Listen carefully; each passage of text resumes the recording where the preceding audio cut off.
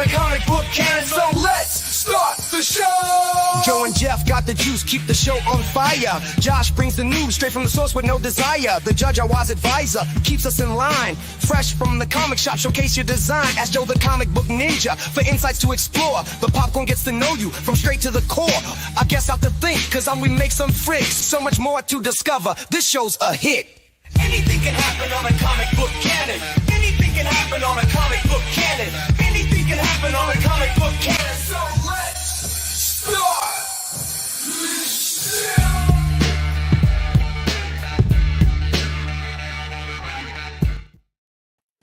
It's so good to be a champion, Joe. It is so good.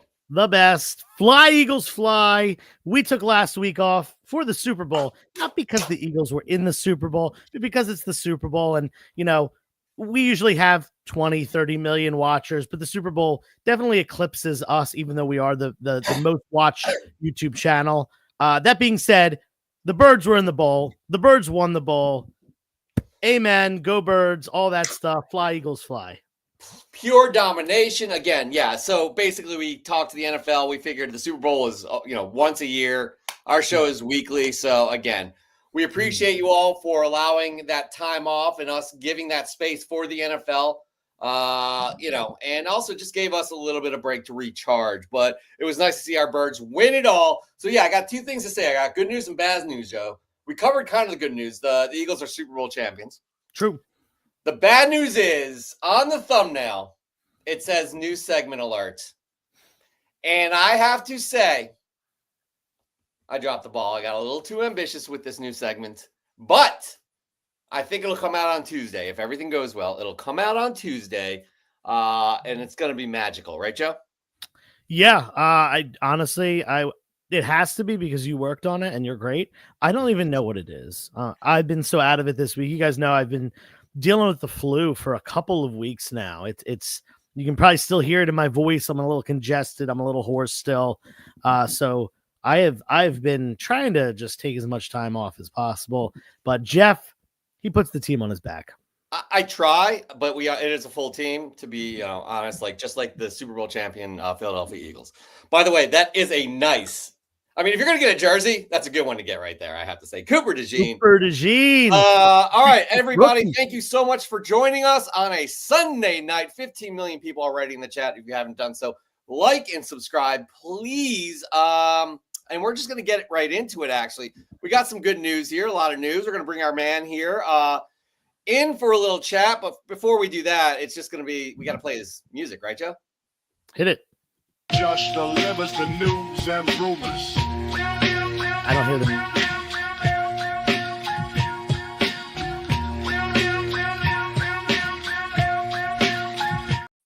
That's right. Josh does deliver the news and rumors. Josh, how are you, buddy? I'm doing good, man, but I know you guys are excited that the Eagles won, but we're skipping some stuff, I think, here in the beginning of the show. Oh, we are, but why can't I just do it with you? Or we do it with you? Why can't we just do it with you right now? There's two things we want to jump into as well. They're not really part of the news, but this week they are. I am off my game, I have to admit.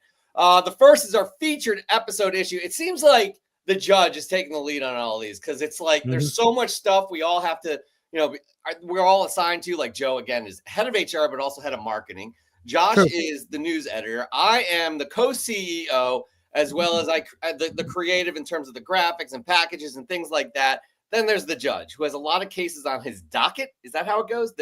His docket, and he comes up with this. So right here, I like this one that we have right here. This is Avengers 214 for the featured episode issue. That's right. Our featured episode issue is Avengers 214. Let me scroll up here. As you can see, Ghost Riders versus the Avengers. Yellow Jacket is kicked out of the Avengers. Here's a synopsis right here in Avengers 214. The fallout from Yellow Jacket's expulsion is as Hank Pym, court marital, plunges the team into internal conflict as Cap wrestles with guilt over Hank's personal crisis. Meanwhile, Ghost Rider Johnny Blaze goes on a destructive rampage in New Mexico after attacking the Angel, forcing the Avengers in a high-stakes pursuit. In the ensuing battle, Cap draws parallels between Johnny's struggles with his demonic alter ego and Hank's ongoing fight with his darker side, underscoring the theme of redemption and unity. As we all know, Hank is Hank Pym. So there you have it, Josh. We have Yeah, some news. that not only is that like a really cool cover and stuff, Ghost Rider's crossing over, Angel from the X-Men, but just this story is really kind of groundbreaking. One of those Bronze Age stories that really brought in aspects of real life. For those of you who don't know, Hank Pym is accused and tried for abusing his wife, hitting his wife. So it touches on, domestic abuse, real life stories. And that was a really common thing in the Bronze Age that really didn't happen prior to that. The Silver Age is, as we know, like very goofy. Golden Age is a lot of over the top stuff, but when it came to the Bronze Age, they started writing these down to earth stories, bringing in drug addiction and, family conflicts and things like that. And it's just one of the coolest things about the Bronze Age. Truly is groundbreaking. Again, nothing up to that point has happened before where they focus on domestic dispute and violence and things like that. So, kudos to them for addressing something like that. And we do have actually with the Did You Know, we have an interesting kind of correlation to that, but they took it a little too far. Just keep that in mind. We have a wonderful Did You Know. Also, Black History Month, so we want to kind of feature artists that have contributed to this hobby that we know and love. So Joshua and Dan, the judge, have actually picked their choices as well, and I have to find the image, and I will. Hold on, Joshua. Hold on. Here we go. Boom. Joshua, talk about it. Yeah, so my pick is a fantastic gentleman in the community, and he joined Marvel's editorial staff in 1979 and became the first African-American editor in mainstream comics. His first writing debut was the Falcon miniseries, which I honestly did not know that he did this, but it's a great miniseries and run. He has worked on titles such as Black Panther, which is probably the best run on Black Panther, in my opinion. He's also worked on Power Man and Iron Fist. He has done a run on Deadpool, Steel, which is part of DC, and he also did a great run on the New 52's Deathstroke. Pretty much has worked on anything and everything in the comic world, and I think he is a great person to recognize for Black History Month and an important part of comic history that not only right now but will go down in the history books of comic history for generations to come. Good pick right there. Could not ask for a better. I mean, that guy has been in it. And still doing stuff. I think the most recent thing, I know he's done some other stuff, but the most recent thing he did was that Black Adam series for DC, which was really good. That came out 2 or 3 years ago, so I was very, very happy to read that. We are going to move on with Dan, who actually wants to talk about his pick right here. So the judge, welcome, Judge. How are you? I'm doing just well. I've got a head cold, but I'm doing okay. I want to profile 2 men who aren't Black, but gave tremendous contributions to the Black community back in 1966, and that's Stan Lee and Jack Kirby, when they created this character, the Black Panther. This debuted in July of 1966, and they created an amazing character with T'Challa. Now, why that's so special, and this is just such an amazing story, is that at the time in 1966, there were race riots, and it was an incredible tension in the country. And at that time, these 2 men create this character here. Now, T'Challa was not someone who was downtrodden or someone who was a stereotype, which they could have easily done. But no, T'Challa was a king. He was royalty. He was an incredible fighter. And he ruled a land called Wakanda, a society that was far advanced than we were. And I mean, who thinks about these kinds of things in 1966? Stan Lee and Jack Kirby did. And later on, he wasn't ever focused in on his skin color in the comics. He was just Black Panther. He was just a character. He later became a prominent member of the Avengers, and his race really never came into being unless they were talking about his technology from his nation and all that. But lastly, when the MCU got going, they found the perfect Black Panther in the form of Chadwick Boseman. And when Boseman passed, he was so perfect for the role. That's what hurt so much, because Stan Lee and Kirby hit a nerve with it, with this character, and it resonated for decades. It still does. So that's my profile. Again, I think Stan Lee and Kirby don't get enough credit for what they did back in those days. This character resonates with all of us even today. Yeah, those are some good choices as well. Especially Stan Lee had always, he had this amazing soapbox column where it was how stupid racism is.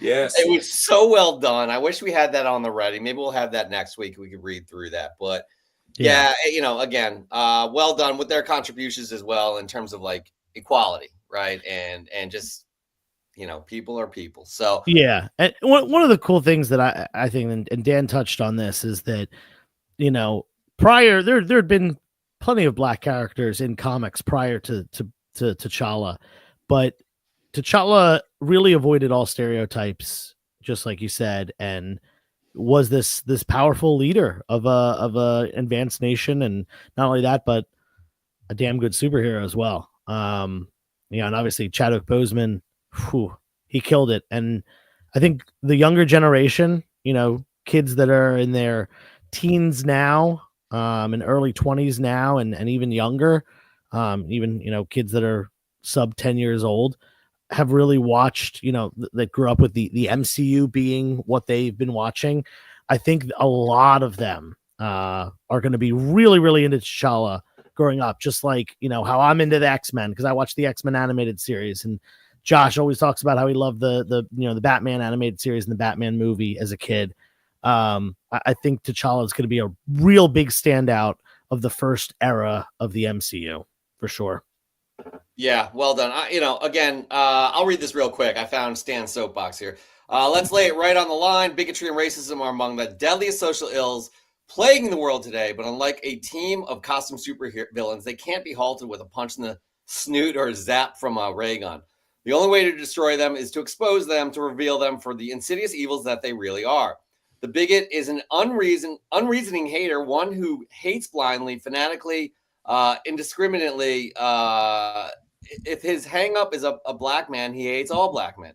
If a redhead once offended him, he hates all redheads. If some foreigner beat him to a job, he's down on all foreigners. He hates people he's never seen, people he's never known, with equal intensity, with equal venom. Now, we're not trying to say it's an unreasonable for one human being to bug another, but although anyone has the right to dislike another individual, it's totally irrational, patently insane to condemn an entire race, to despise an entire nation, to vilify an entire religion. Sooner or later, we must learn to judge each other on our own merits. Sooner or later, if a man is ever to be worthy of his destiny, we must fill our hearts with tolerance. For then, and only then, will we be truly worthy of the concept that man was created in the image of God, a God who calls us all his children.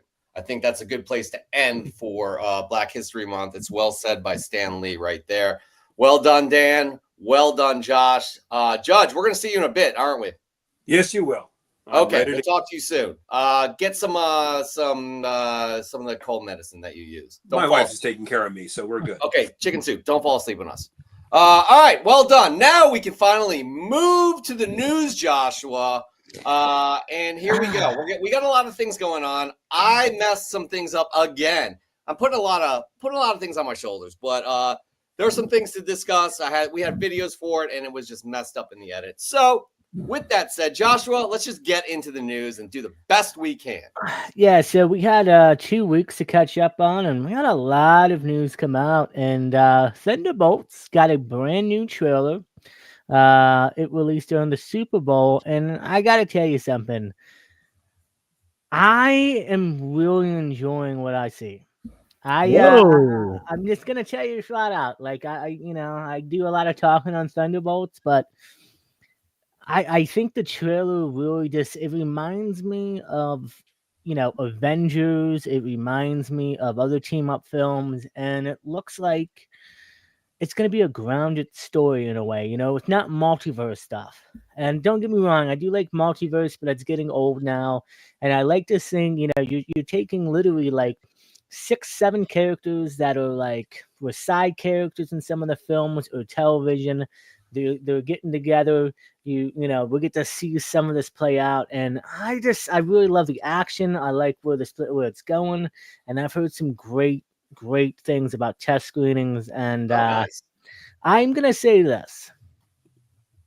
I do think that Thunderbolts will be more well received than Captain America 4.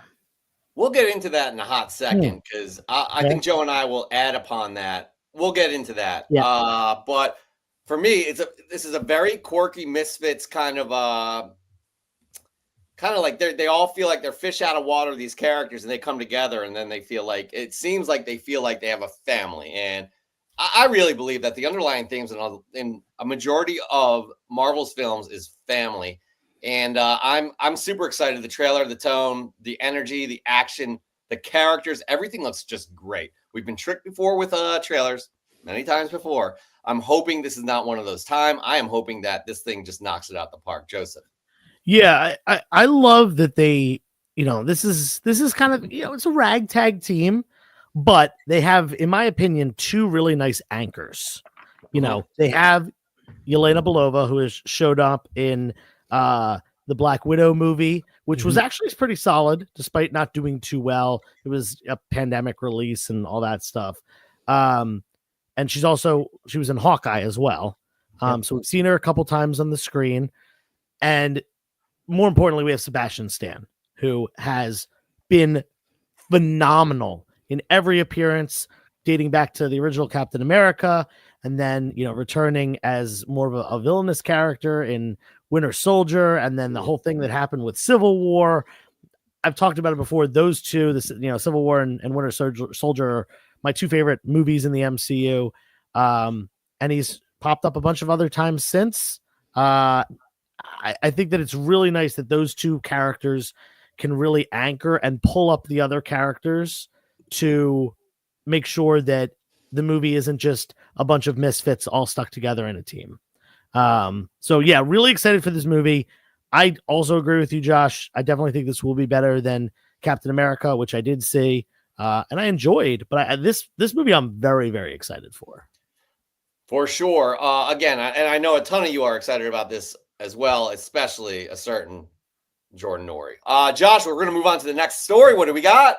Yeah, so Deadline came out and we got some casting for Vision Quest, and Rudy Makia has been cast. Rudy is pronounced Rudy Malika.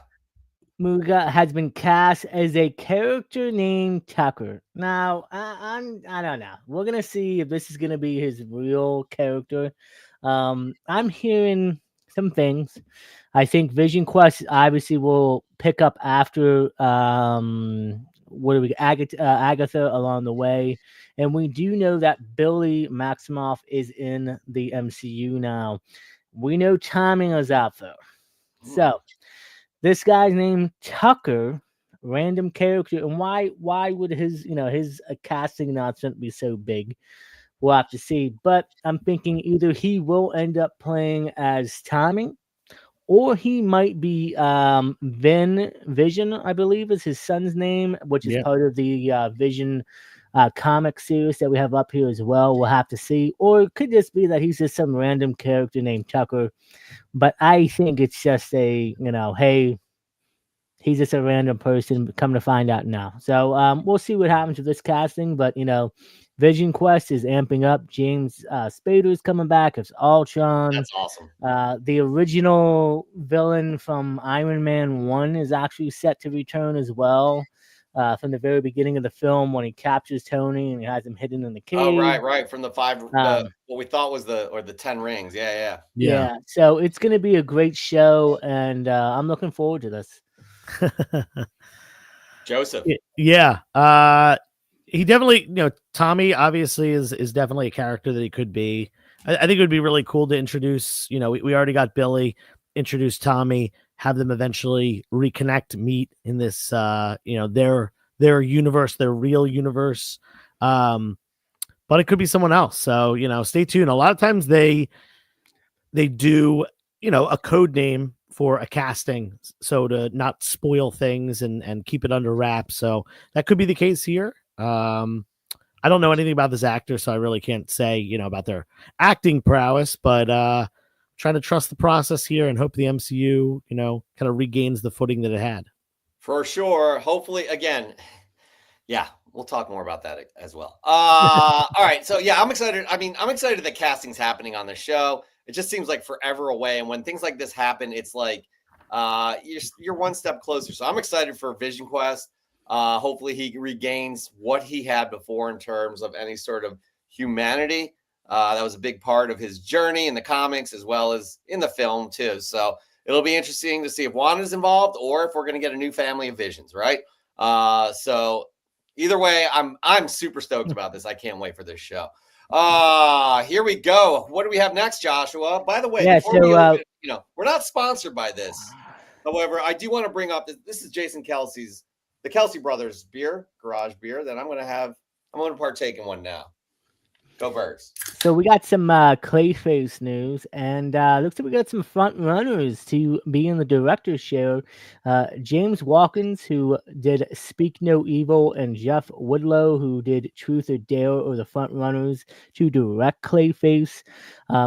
I know we originally thought Mike Flanagan was going to do it, but apparently he is tied up in other stuff, so he's solely writing the film. Bit of a letdown to me. I really wanted him to direct the film. We also got some news today more on this. The film is going to be set about a $40 million budget, so it's going to be a low budget horror film. Low budget. But I'm excited for that because lower horror budget films tend to end up being pretty good if done right by the director. And this will actually be an original story, but it won't be the Clayface that we know as a villain. And the other rumor going around is they're looking to cast an A-list actor in between the early 30s to late 30s, and they want them to appear multiple times as well. So it's going to be a multiple contract, so we'll have to see. But I'm excited for this film. I know other people don't want a Clayface film. Hey, man, look, if they're going to build up the DCU and we're going to get a look at heroes, villains, side characters, I'm all up for it. I think Clayface has been an important part of Batman's lore and history in the rogues community. And I think it's time we finally get a live action, especially a solo film. So, yeah, I can't wait to see how this film turns out.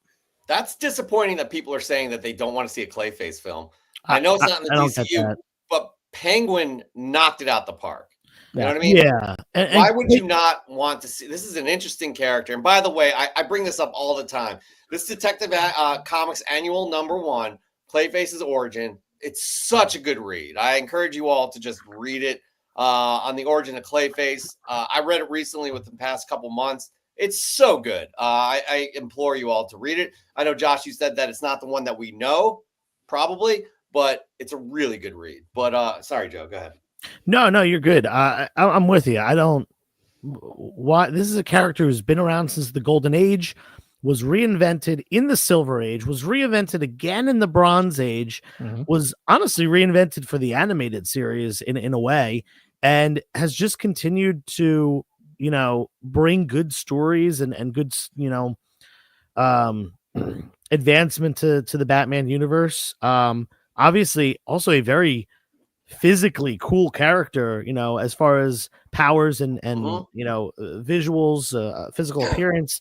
I don't understand why anyone would be upset about a Clayface movie. Like you said, we've seen that these standalone villain focused movies and shows can do well. We saw the Joker, at least the first one. No one's disagreeing that the first one's good. I mean, it was great. We've seen, the Penguin more recently this year. I'm all for this. We've teased this, or rather just kind of developed the story on this a couple times, about the different attachments to the creators on this. And every time I hear more, I'm getting more and more stoked. Yeah, for sure. Again, $40 million. I'm a little worried about that because you got to get some really cool CGI. However, AI these days it's a thing. Yeah. Excuse me, the garage beer is making me burp. I feel like I burp at least once or twice a show, and I mention it, but I'll stop doing that maybe. All right, Joshua. Now we know we missed the Fantastic Four trailer as well. We're supposed to talk about that, but maybe we'll do a deep dive next week. You got some things to talk about with the trailer. Interesting things, correct? That is very correct. I may end up just spoiling the whole movie Mm. live here on Canon. Well, We'll have let's to debate see that though. as a group next week. But we're going to move on to the Captain America review. Just so you all know, our review system is based on stars of 1 through 5. You can give a half star if you want. So the three of us have reviewed it. Joshua, since you are the news editor, you get to determine who goes first, who goes last, and who goes in the middle. Well, let's just talk about it. How about that? How has it done? How has it done in the box office in terms of how much money it brought in this past weekend? If I read correctly, this afternoon they made, I believe, we're at $193,000. The budget was $192,000. That's really not good. Million. Maybe I meant to say million. Yeah, that's really bad. Whew. So the budget was reportedly 180. They've made 193 so far million. It's actually the third biggest opening for a Cap film, and it actually beat out Captain America Winter Soldier in early previews, which means Thursday night. I believe Cap Winter Soldier did 37 million, and this ended up doing over 40 million. So yeah, I mean, in the box office, like I said, it looks like it's good. Now we're gonna have to, President's Day is tomorrow. We know that some people are gonna go see it tomorrow. Yeah. And we'll see what happens throughout the rest of the week. It's good to see the hunger still there for superhero films. Again, we want all of these films to succeed, and we want it to continue to grow and evolve and just go through it.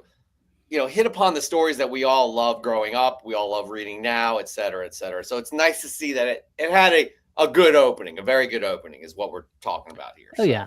However, there are certain things that, there are certain things that obviously are all opinion related, but I think we're seeing a theme here between the three of us. So Joshua, just conduct this part of this part of the review right now. Who goes first? I'm gonna let Jeff go first. Okay. Who gets to be second, though? That's really what's important. I think what's gonna happen is I'm gonna go second. Okay. And then Joe, we'll let you go last because you got more of the, handsomeness, knowledge. Yeah. You just got more of the, because I'm sure what Jeff says and what I say, if we got certain points, you can probably argue a little bit with those. So I will literally tear apart everything both of you say. Go ahead, Okay, Jeff. we know you're varsity on the debate team in high school. We get it. Chill out. All right, so yeah, I saw it again this Thursday actually with Alicia, my stepdaughter. They both liked it a lot. Alicia fell asleep, which she tends to do in every movie we go to, but my stepdaughter really liked it. She's 11 years old. There were some amazing things about this film. The action was on point. I loved it. Loved the action. By the way, all of these reviews that we're going to go through, they're all spoiler free. Love the action. The Red Hulk, loved every scene he was in. In terms of the plot, a bit disjointed for me. Not a lot of it made sense. Not a lot of it really flowed very well. And I think Josh can discuss why that's the case because there were a lot of reshoots when this was done. So my review is going to be a 3.5 out of 5. It's good. It's worthwhile. I have no problem with y'all waiting to see it at home. It does not advance the MCU forward, I don't believe. So, Josh, I'm going to hand it off to you. So I want to start off by saying, this is getting bombed by critics pretty hard. Now, the flip side of that is the audience scores. The audience is pretty much positive about this. And I'm going to say, this is not the worst MCU film, and it's not the best. It's definitely, in my opinion, an enjoyable film. Yep. I think you should go out and see this in theaters. Now, I think the action, looked great at times. There's, like Jeff said, some parts of the plot kind of due to reshoots, and they cut out some content. I don't know why they did some of the things they did that I heard about it. But the plot was kind of okay, but it could have been better in my opinion. And honestly, I was talking to Joe about this as we went on. This is more of an Incredible Hulk sequel than it is a Captain America for, you got Sam in the mix, obviously, but let's be honest. If Universal didn't own the rights to Hawk probably would have been the front center of this film.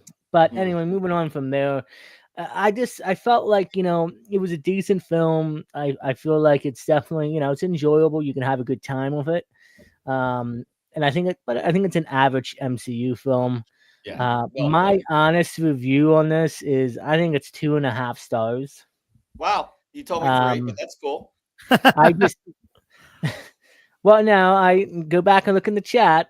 You said, watch. I know Joe's gonna. You two should fight. Anyway, yeah, 2.5 stars. Seriously, we're gonna go. It's fisticuffs next backyard. So yeah, we're gonna pass it on to Joe here and see what he thinks. Real quick before you do that, I have to say William Hurt was missed as Thunderbolt Ross. Yeah. Harrison Ford is distracting as Thunderbolt Ross. William Hurt was amazing. Rest in peace, William Hurt. It would have been nice to see him play this character out. Joseph, I probably got your review wrong too. This movie was woke garbage, as we like to call it. No, just kidding. Just kidding, everybody. Don't worry. You hit it on the head right there. 3 stars. I gave it kind of a 6 to a 7, out of 10. 3 stars works for that. We'll allow it, Jeff. This movie did a lot of things. It definitely, threw back to 2008, the first year of the MCU, the Incredible Hulk movie, the Edward Norton Hulk movie, which is I still love that movie so much. I think it's a great film too. Great film. I miss Norton as Hulk. I think he was a lot better than Ruffalo. Agreed. But hey, it's all good. That being said, throwing back to the second film of the MCU when they're like 30 films in is awesome. I love that they can do that. I actually thought the plot was pretty decent, but there were definitely some like things that were just kind of thrown in there that kind of just made me go like, okay, I guess I see what's happening here. One of my big complaints about it is that there was what you said. It didn't really advance the MCU. There was nothing really that happened other than what we all know was going to happen. The mentioning of adamantium, yada, yada. And Red Hulk. Yeah, and Red Hulk. Those things we already knew were going to happen in this movie. And those were really the biggest 2 things that were in the movie. There were, I don't want anyone to go in and get disappointed and think they're going to, learn something new about the MCU or have a new character or anything like that, because really there wasn't much of that. That being said, the action was cool. Red Hulk was awesome. I will say that Harrison Ford as Thunderbolt Ross was not as good as William Hurt. I would have much rather had William Hurt, but the Red Hulk looked good. The CGI on the Red Hulk looked good. And just the physicality of that character. Awesome stuff. Go see the movie. If you like going to see movies in theater, go see it. If you're a person who doesn't, only wants to see like the top tier ones in the theater, then wait till you're home. It's just what Josh said. Not the best movie in the MCU, not close, but also not nearly close to the bottom at all. Yeah, definitely not at the bottom. A thought came to mind. You could actually skip this film. None of us, I know the 4 of us don't skip these movies at all. Yeah, no. Not sure about people in the audience, but you could actually skip this and you wouldn't miss anything in terms of the MCU. Again, as Joe said, you already knew adamantium was coming. You already knew the Red Hulk was going to be there, but it's an entertaining film. Anthony Mackie was great. As Josh said, just if you want to, just see it in the movie. It's average, but not the worst MCU film. All right. So hold on real quick. Let me ask you guys a real quick question. If Anthony gets his own trilogy, so he would get 2 more films, right? Mm-hmm. Rate this against the first Captain America film. Which one do you think is a better film? Oh, I think. Go ahead, Joe. I was gonna say I think this movie is on par with the first Captain America movie. It was entertaining. It had some great action, a little bit of character development, but it really didn't do a whole lot for me, and it really didn't do a whole lot for the MCU. Now, you know my opinion on the second and third Captain America movie. Sure. I think they're the top two in the MCU. But comparing it strictly to the first, I've actually talked with people about this. I said, hey, if you like the first Captain America, you'll probably like Brave New World. Yeah. I really like the first Captain America. I probably not many people feel that way, but I thought the first Captain America was better than this one. Joshua, what do you think? I kind of agree with Joe. I mean, I do like the first Cap film and everything, but I kind of feel like this. You get Red Hawk, you already got an established universe, and it's more modern and updated. So, but All right. we'll see. We'll hit one question here before we have to move on to more news. Does it set the foundation for a good trilogy? In my opinion, no. No, and I'm just gonna say because like the first Cap film was about introducing Steve Rogers and bringing him to the Okay. MCU. This film, we know Sam Wilson exists. We know he's gonna be in the Avengers film, but there's nothing like I don't think there's like this doesn't have a reason to have a sequel where you're gonna follow up on what happened in this film and another one. So Yeah, I'm with you on that. We're clearly going to see the continuation of the Sam Wilson Captain America in the MCU, and I'm very excited to see that. But I don't know if they need to do any more Captain America movies. Yeah. I want Captain America featured. I do like Anthony Mackie, but it's got to be good. It's got to be worth it. And again, this is on the fence if it was worth it or not. It doesn't advance the MCU that much. That's I mean, all I'm Anthony saying. Mackie did say he wants to play Cap for another 10 years and hopes That's to get amazing. his own trilogy, but we'll see. I welcome the 10-year Cap. I welcome the 10-year Anthony Mackie. You know what I mean? For sure. So, but time will tell. Yeah, Abby, go Birds. Go Birds! Woo! All right, so we are going to move on to the rest of the news stories. We'll do kind of quick here. Joshua, what do we got? Yeah, so we're gonna heat up with some Marvel, man, and we're getting towards the mutants. I'm telling you, Marvel is reportedly hiring Julia Butlers to play Kitty Pryde in the X-Men reboot. I think definitely going to be a good rumor because I don't think we're going to see the X-Men movie from 2000 film. We're going to see the original team. We're going to see players that we haven't even probably seen on the screen yet. Right. And I'm actually excited for this. And I hope Marvel, we've seen some movies lately. So let's hope that, when we do get an X-Men film and stuff, knock it out of the park, make sure it's great, cast actors that want to play for a long, want to sign a good contract, obviously, because this is not going to be a one-time role or anything like that. So we'll see what happens with this rumor. I'm in. She looks great. I know nothing about her. She looks like Kitty Pryde, though. Joseph. Yeah, I said this a couple weeks ago on the show. I think it just makes perfect sense to have a younger Kitty Pryde being a very big focal point of the new X-Men team as we get the MCU. She's so integral to the comics and her character development in the comics from this, lost teenage girl who, is discovering these powers and stuff like that and has, a lot of interpersonal issues to being such a full force leader in the X-Men and a character that has interpersonal relationships with not just her love interests but also everyone else in the X-Men. Like there's so much between her and Wolverine in that like almost like fatherly role, which is something that Wolverine never has with anyone. And then her relationship with Colossus, like there's just so much to this character that they can do and flesh out over the course of a decade or more.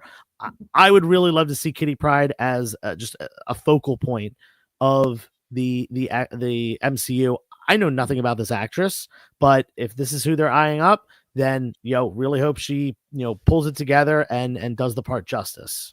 We've always talked about this. They do a great job casting. They really do a great job casting, Marvel. So I don't doubt anybody they want to cast in there. So Joseph, next news story. What do we got?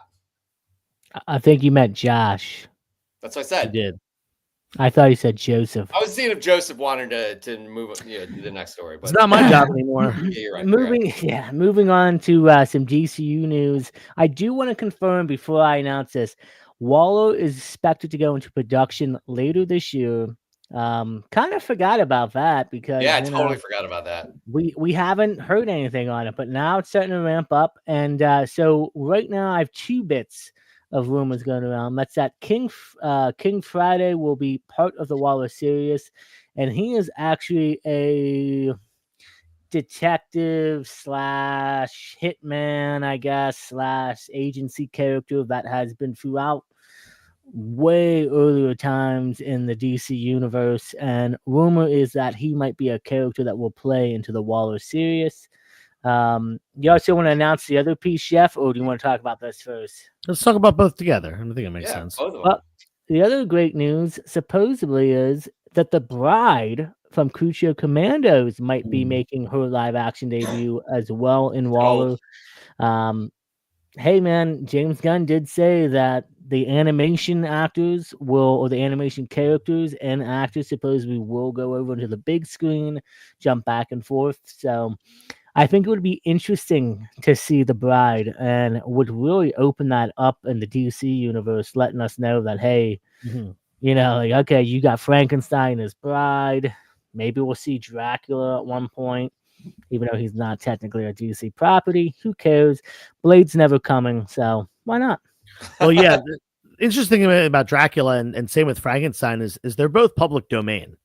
They can be used by anyone. So there was I think I mentioned this on here at one point. There, when Bram Stoker passed away, there was an issue that his estate had with filing the copyright.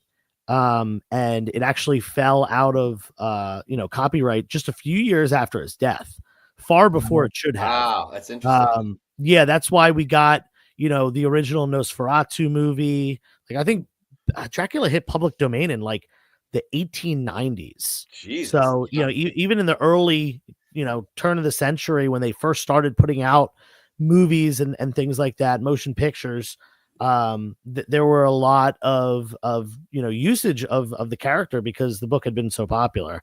And Frankenstein kind of fell into the same situation a number of years later. But yeah, these are characters that we can see in multiple universes. Specifically going back to the bride, I think this is really great. The Creature Commando show did well. People liked it. And people now know a lot of those characters and have become acquainted with them, and seeing them transition into live action is only going to fuel, that fire for this new DCU we have under James Gunn. Yeah. And I think it really, as long as they do it in the right way, where you don't need to see, everything, where you don't need to see, you didn't need to see Creature Commandos to know, the bride in whatever she's, the Waller show. I think that'll be really great. So the people that want to watch the crossover stuff can, and otherwise they can, just sit back and enjoy whatever they're watching. Yeah, James Gunn does a great job of just digging through and finding these obscure characters. I mean, like the Polka Dot Man, for example, in his Suicide Squad movie, that was great. And with King Faraday, which I don't know much about, but he's been around since 1950.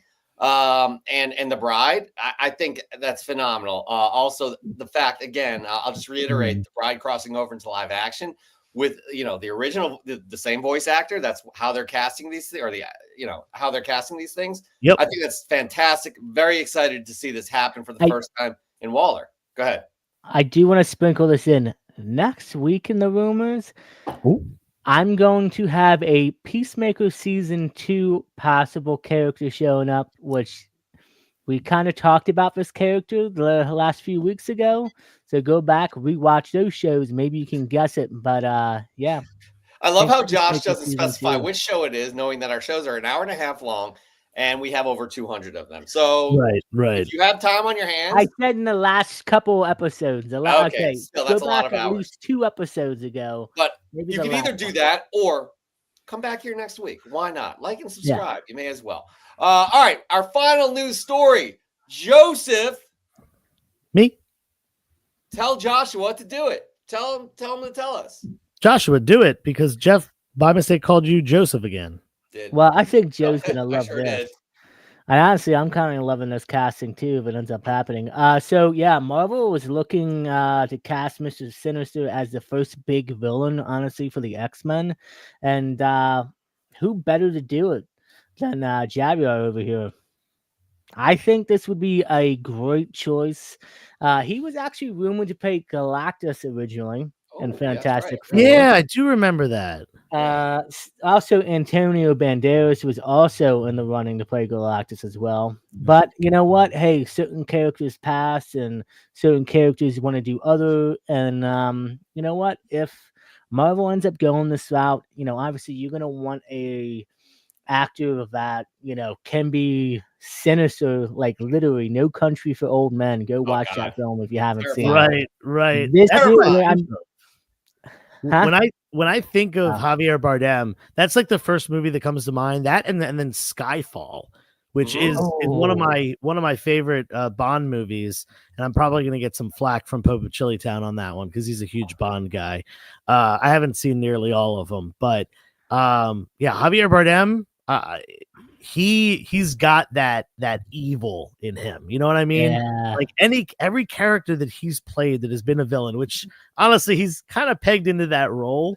It's just every time sinister is a great word to describe his acting ability when it comes to these villains, because they are often just pure evil and just like scary in a way, even when they're not necessarily trying to be scary in like a horror way.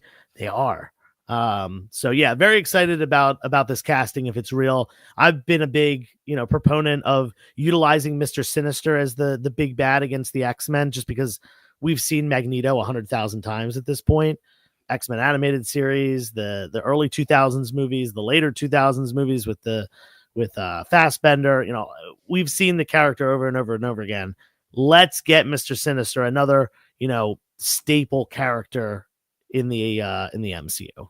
For sure. Again, this picture's a little bit old, but he could definitely play the part right there. But Javier Bardem, he also brings that Oscar-winning cachet with him. You know what I mean? So another award-winning actor to be part of the MCU or DCU or any other comic book property. We are all about that. So anybody has a problem with that, I just don't understand you. So Joseph, it's the end of the news story. So tell Joshua. Han, before he does, I do have a problem with people only watching one James Bond film.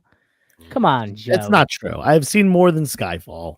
Listen, a silly boy. As long as you have seen, Pierce Brosnan's work, that's all that matters. Okay. Pope again. I think Pedro Pascal should play Mr. Sinister. You know what? I think he could pull it off. I think he could do Reed and Kitty Pryde and Sinister all at the same time. 100%. But you know what? We're gonna have to end this here. Joshua, I think you are gonna be back for an Ask Joe segment. Yes. So until then, we'll see you in a bit. Just delivers the news and rumors.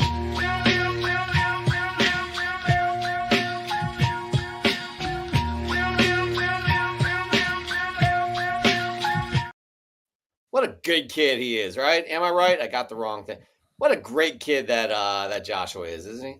He's a fine fellow. Fine fellow indeed. Speaking of Ask Joe, why don't you start getting those questions percolating in your head and put them down in the chat. Also, like and subscribe if you haven't done so already. This is where we say hello to all you wonderful people like Caleb Leland, a.k.a. Cable Leland. We got Spud Comics, who has never seen a James Bond film. Get on it.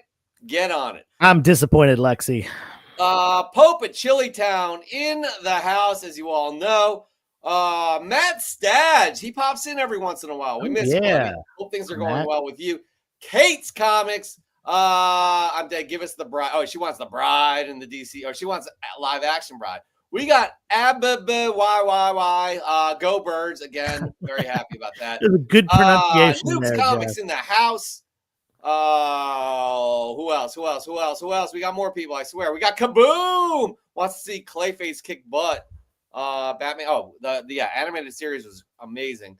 Who else? We got Jordan Nori, who's expecting an invitation to the red carpet for Thunderbolts. Does he deserve that? Probably, right? Honestly, if anyone in this community deserves it, it is the Thunderbolt man himself, Jordan Norrie. No doubt about that. We got Bond.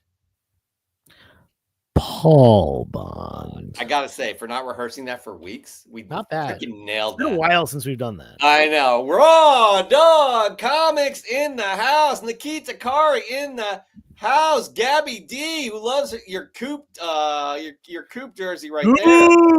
In the house. Also, Go Birds from Gabby. We got Nukes Comics in the house, who loves our little. So let's start the show. Dan De La Torre, the judge, is in the house. We're going to see him a little bit later. Hey, 360, by the way. What's happened? Heroes Reborn. Hello, hello, hello. It's a wonderful community here. We love saying hello to you fine people. We truly, truly appreciate you all. And every week we try and celebrate you all by learning a little bit more about you. So why don't we learn a little bit more about Blair Comics in our popcorn? Popcorn. It's time for comic book canon. Popcorn. Let's learn about each other. Hey, I'm Blair from Blair's Comics. Absolutely delighted to be nominated for this week's Popcorn segment. Thanks, guys. Thanks, Rob from Coast Carolina Comics. I am Blair, as I said, and I live in Desert Hot Springs, California at the moment. At the moment, because 4 years ago, my wife and our 2 kids, who are now 6 and 8, decided to travel the country in an RV and sell our house. So we bought an RV, and I loaded up the outdoor kitchen with heat presses and learned how to clean and press my own collection, because traveling around the country with 18,000 comic books is not doable. I tried it. I can't do it. So I'm selling off my collection. I switched from a buyer to a seller and a cleaner and presser. My first 2 comics ever, and it has to be 2 because these are the first 2 I can remember when a little guy just spin on the spinner racks. I'm 49, so my first 2 were Captain Carrot and His Amazing Zoo Crew number 4 and 5, Swamp Monster and an Egg Creature. In both those comics, and they were my first real foray into comic books and got the bug started. And for next week, I'd like to nominate Michael from Keeps the Collectibles, who is an awesome dude, and we'll probably have tons to say. Cheers! Popcorn. We love celebrating you fine people in the audience. You are part of Comic Book Canon. You are the fuel that feeds this rocket ship that is the canon.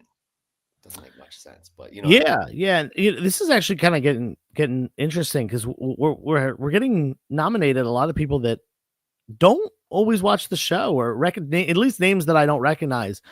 Blair and I follow each other on Instagram and have for a while, and love the guy's look. He looks straight out of a Wolverine movie. Mutton chops, man. Those are great. It's Awesome. But the person he nominated, Michael, I don't think I even follow that person. So that this kind of how the community grows. We all learn about other people in the community from each other, and and that actually kind of brings us to our first Ask Joe question. So let's get into it. Well, yeah. I wish I was ready for the old video, because Ask Joe. Ask Joe. Ask Joe. Ask Joe. Whoa! And Jeff. And just to add on the popcorn thing, it is starting to snowball a little bit. We're starting to get, again, as you said, new people you've never heard of. And it's all about that. Just getting to know the community and expanding a little bit wider. So very excited for that. Well done, Blair at Blair's Comics. So it is now Ask Joe. Get your questions in. I believe we have a few. I know we have 1 live, 1, maybe 2. But let's start off with Nukes Comics, shall we? I just burped. Ask Joe. Besides you, who are some top comic claim sellers on Instagram? Well, I'll always, first and foremost, promote my 2 buddies who live near me. We do conventions together. We do combined shipping. If you ever get stuff from, any of the 3 of us, we ship it together. And that's Popa Chili Town and Paul Bond, aka Bricks Co Comics. Definitely give those guys a follow. Check out their claim sales. They're just people that I respect and trust, and they won't do you dirty. Their grading's on par.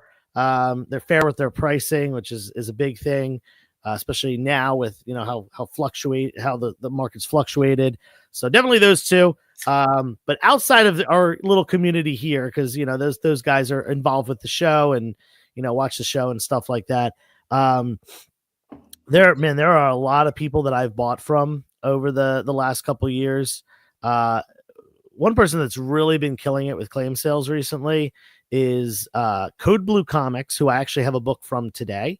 A lot of Golden Age stuff. I know that's not everyone's cup of tea, but I do collect a lot of Golden Age stuff. And I have a book from Code Blue right here sitting next to me.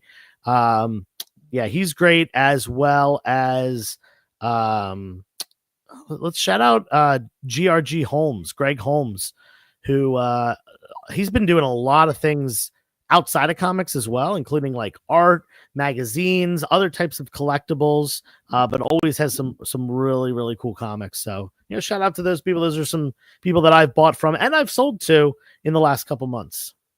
I appreciate Nukes asking me, but this is not my bag. I was in your live claim sale today, though. It is fun. If I ever get a little too rambunctious, please let me know. I will be happy I'll be happy to silence myself, but I do like stirring it up just a little. Yeah. Speaking about stirring it up, we're going to bring a live question in from Joshua. Please, Joshua, ask us your question. Before I do that, I was just going to type in my favorite sellers on Instagram, and 360 Comics, Pope of Chillytown, Brixton Comics, although I think the man sold out. He's no longer with us. He's top dollar, But anyway, so yeah, I have a live Ask Joe, and it's also going to be part of Ask Jeff as well. So, you Eagles dominated the Super Bowl. Go Birds. Go Birds. Birds. So, looking at the Super Bowl, if the Eagles as a whole team was one superhero, and then the Chiefs were one villain, which hero and villain are those two teams? This is I'm gonna switch it up on you here.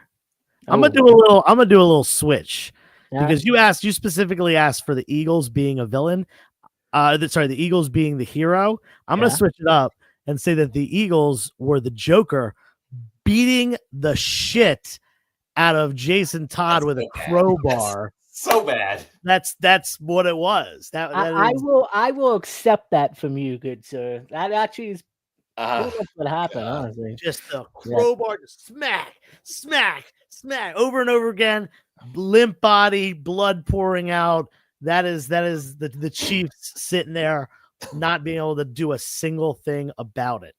This is gonna be interesting for me right here, and I think Joe will appreciate it. But when I think of this team, great character, great chemistry, but they could get nasty, right? Mm-hmm. So you want a superhero with great character, but can get a little nasty? Mm-hmm. That's Daredevil. Okay.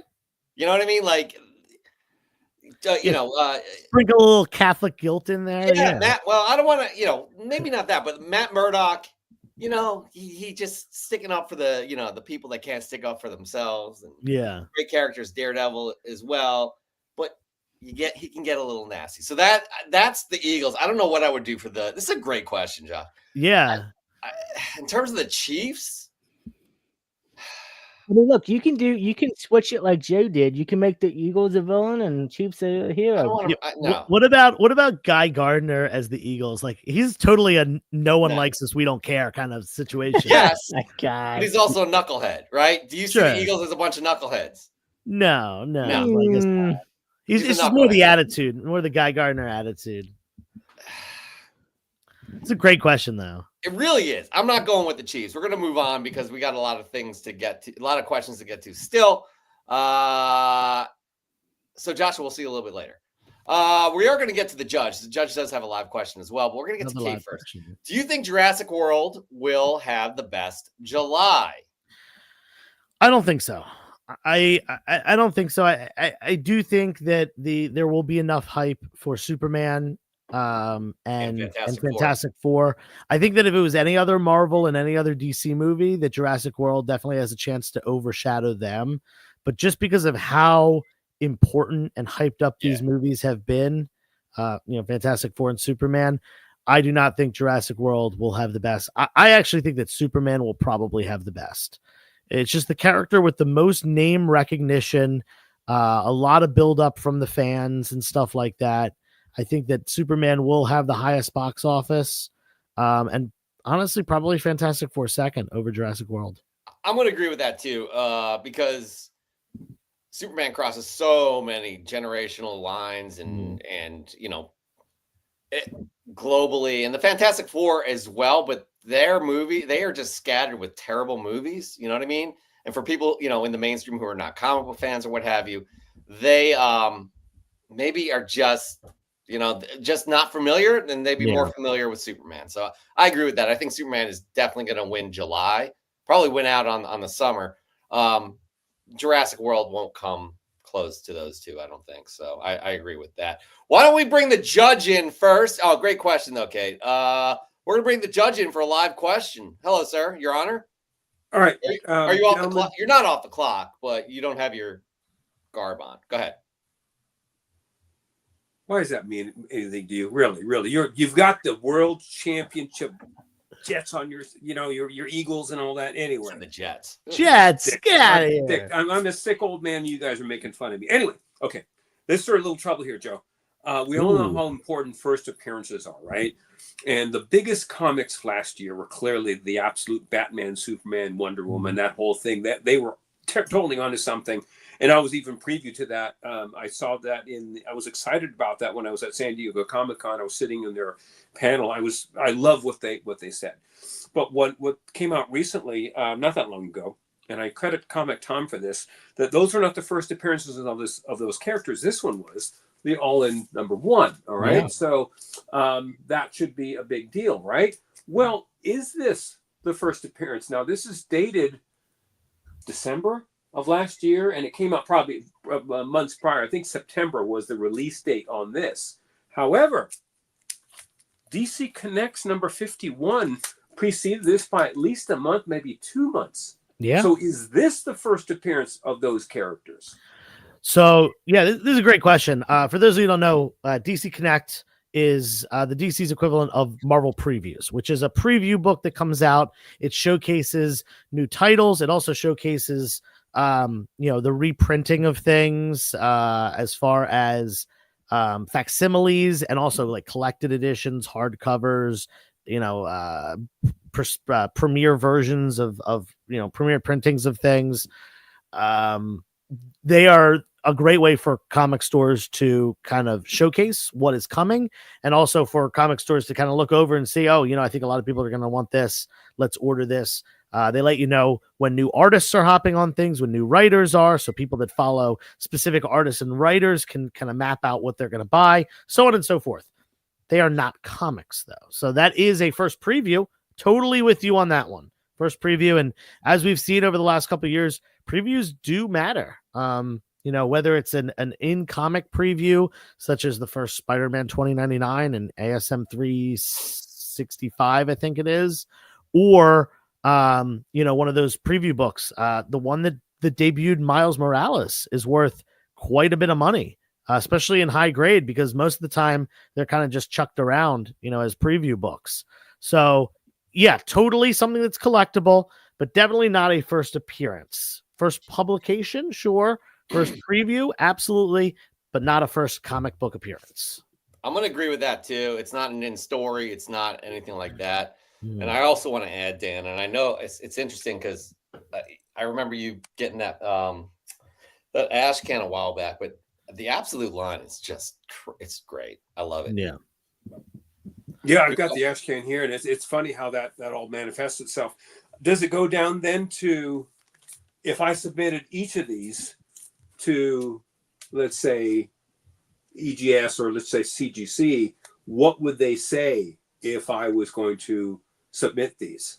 Because most people, there's still a fair percentage of comic collectors that don't know these are the first appearances of these characters. Yeah. And virtually no one knows.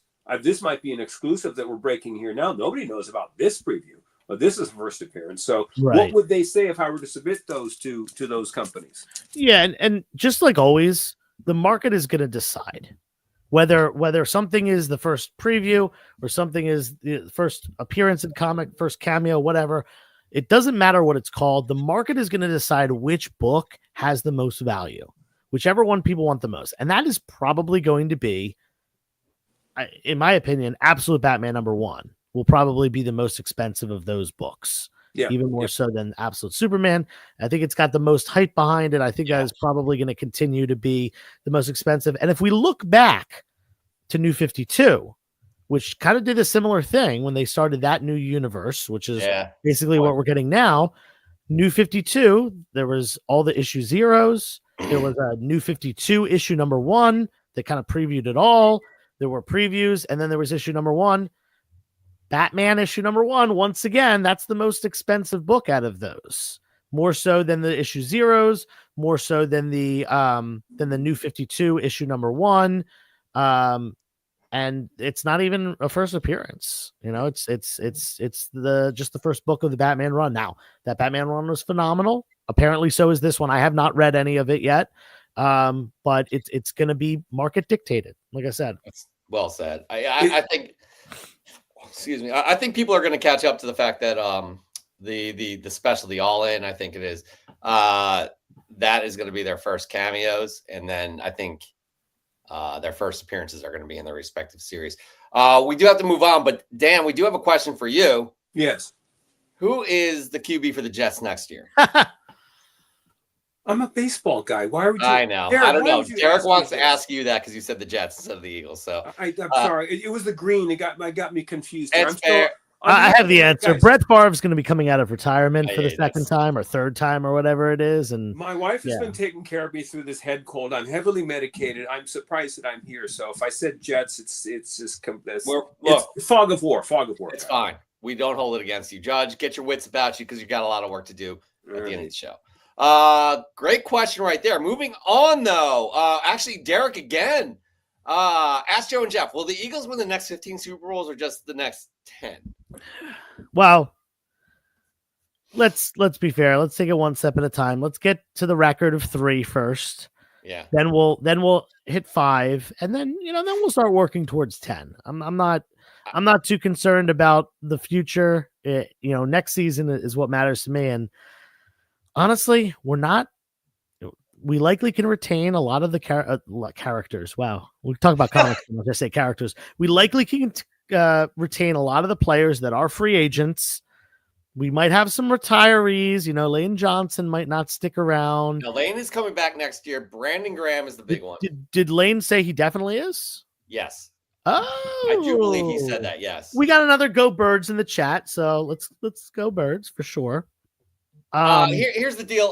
Again, I don't want to. A lot of people are like, all right, enough with the sports, which is hard for us because we're from the Philadelphia area. But somebody said something interesting on the radio. I listen to WIP. Jack Fritz said he's a 1 in every 10-ish years championship because we lose our bite. We lose our edge, people think, with these championships we've had. Before 2017, 2018, the Eagles never won a Super Bowl. They've been there twice before that Super Bowl. And here we are 3 times in 7 years. So, in all honesty, we are set up for the future, and I'm very excited. And I'm never going to root against the Eagles winning a Super Bowl. I don't see it happening 10 years in a row. 10 years in a row. But do I think that they might hit 3 with their team? They got Saquon for 2 more years. I know, man. They've got hurt. They've got hurt. That level. It is a matter of keeping our defense as strong as it has been, which is going to be a task.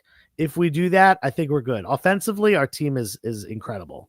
Okay, sorry about that, everybody who does not want to talk sports. I'm being actually serious and sincere. We're going to move on to one final question here. Ask Joe. Jeff. Any chance we could see y'all submit a Fresh from the Comic Shop picture like we all do? Yeah. In all of the years we've done Fresh from the Comic Shop, Joe, before you became, this co-CEO and host, you were an audience member and you submitted. I submitted a lot. I won once. I've never submitted before. Josh submits. Yeah. So why don't we do that? Why don't we do one of our submissions next week? That's a great idea. I like this idea. Let's do it. Justin, you are seriously one of the most creative people, part of this community, and we appreciate you greatly. Yeah. Damn, now the pressure's on, right? Ooh, I have an idea. Go ahead. Even better. You and I submit audience votes as to who wins between you and me. That's fun. Let's do it. I'm in. Let's do it. Let's do it. I'm going to forget, but let's do it. All right, and that there ends. Ask Joe, Joe. Ask Joe. Whoa! And Jeff. That is such a kick-ass segment song, Joe. Well done. But we have another segment coming, right? That we promised. We do. And it's got another kick-ass song. So, but speaking of segments, we have a segment we call Did You Know? We do. God, I keep burping. We do each and every week. It's become a kind of a hit as well. People are loving these Did You Know? So this Did You Know is, did you know that Avengers 200 is is known as one of the worst comics created of all time? It is truly one of the most interesting stories. Conceptually, kind of cool. How it played out, kind of weird, but yeah, hit the video. Yeah, we're gonna learn about it right. Well, y'all are gonna learn about it right now. Did you know Avengers 200 is considered one of the most controversial comics ever? What should have been a milestone issue actually became one of the most criticized stories in comic book history. The issue follows Ms. Marvel, Carol Danvers, as she mysteriously becomes pregnant without any explanation. Within days, she gives birth to a rapidly aging child who reveals himself to be Marcus, the son of Immortus. Marcus explains that he abducted Carol into another dimension, manipulated her mind, and ensured she would conceive him so he could be reborn on Earth. Because apparently, being reborn through an ethical and non-creepy process was just too much to ask. Rather than reacting with horror or outrage, the Avengers bizarrely accept this turn of events, and on top of that, even celebrate Carol's decision to leave with Marcus. The issue's handling of consent, free will, and Carol's agency was so poorly received that fans and creators alike demanded it be addressed. Just a year later, writer Chris Claremont retconned the entire story in Avengers Annual 10, where Carol angrily confronts the Avengers for their failure to protect her. Marvel has since distanced itself from Avengers 200, but it remains a reminder of how bad storytelling choices can alienate an audience. So, take heed, aspiring writers. Having a villain manipulate a hero into forced conception just so they can be reborn somewhere else? Yeah, not the best idea. Did you know? Did you know? Did you know? Did you know? Yeah. I read the story recently, and you get a little bit ill. I did reading it, and it's just so weird. Right. It's so weird, man. And I get that Chris Claremont did retcon it, probably not only because he wanted to, but I'm sure the executives there did as well. Yeah. One of those situations where, like, when you try to be artistic with something, you try to do something outside of the box, something unique, and it just doesn't hit. We've seen it a lot with movies, not even just comic book movies, just movies in general that try a little too hard, and it doesn't quite get there. That is a prime example. Yeah, again, trying too hard could be a disaster at times. But you know what's not a disaster was the Eagles Super Bowl win, and my lovely Go Birds! Go Birds. She wore the Devontae Smith jersey, just letting y'all know. All right, so here we are at the end of the show, the final leg. Please like and subscribe if you haven't already. Jeff, not just the end of the show. We are at the best segment of the show. This is, I say this all the time.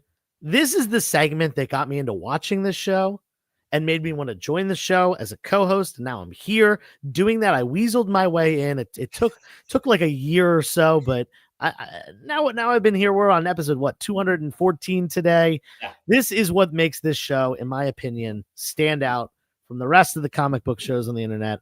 I'm excited. Continue. I appreciate that. Nukes also says that it's the best segment on the internet as well. But again, we all appreciate the community and we love you all. But yeah, Kate's Comics, pointing out that there's 22 million people here. Oh. But yeah, everybody like and subscribe. We're getting a ton of Go Bird stuff here. Like, love it. God, we are insufferable. People have to deal with us for a year.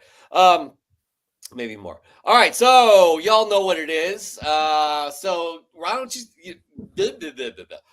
you again, there's the burp, there's the excess burping.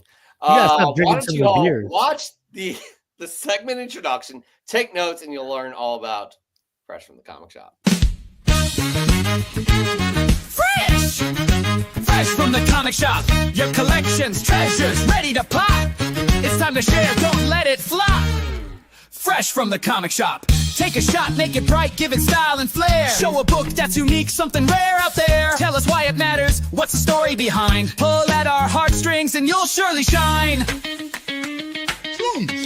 Sponsored by Crafty Comics, where collections flex their style. Museum quality slabs and displays with 99% UV protection. Because your fresh gets deserved the spotlight.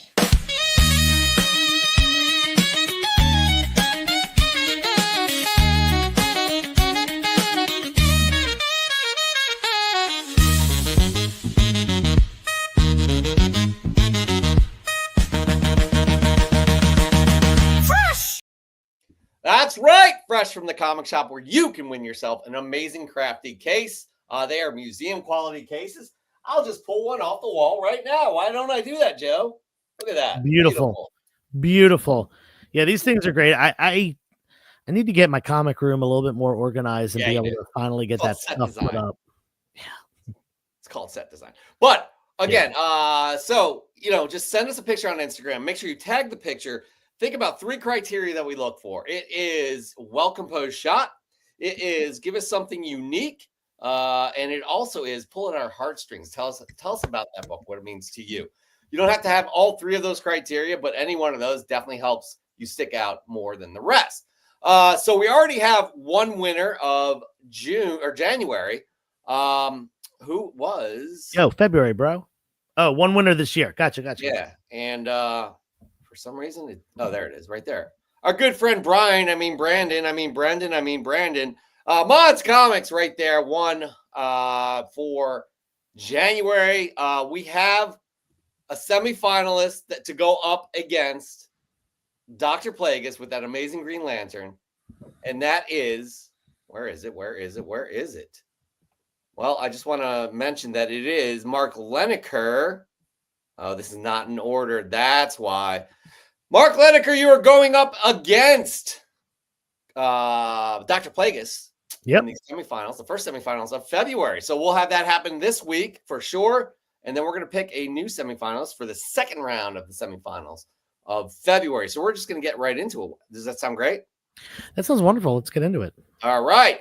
We got Kaboom Comics right here with that Bane book right there. Hey, comic book community, comic book family, comic book canon. Happy Valentine's Day. Hope all of you had an awesome day. Here's my Fresh from the Comic Shop submission this week. A few weeks back, I made a trade for a few books for one of my slabs, and this was one of the books in the trade, The Breaking of the Batman. Batman 497, autographed by Kelly Jones, Dick Giordano, Doug Minnick, and Jim Aparo, limited to 9,000. I always felt Bane just wanted to give Batman a hug, but he didn't know his own strength. I don't think that's the case, by the way. I am so glad I did this trade. I've always had this book plenty of times, but not like this. This is special. That does look special right there. Well-composed shot. A lot of fun. Very creative right there, Joe. Your thoughts? Oh, and look, we got the Comic Book Canon logo there, too.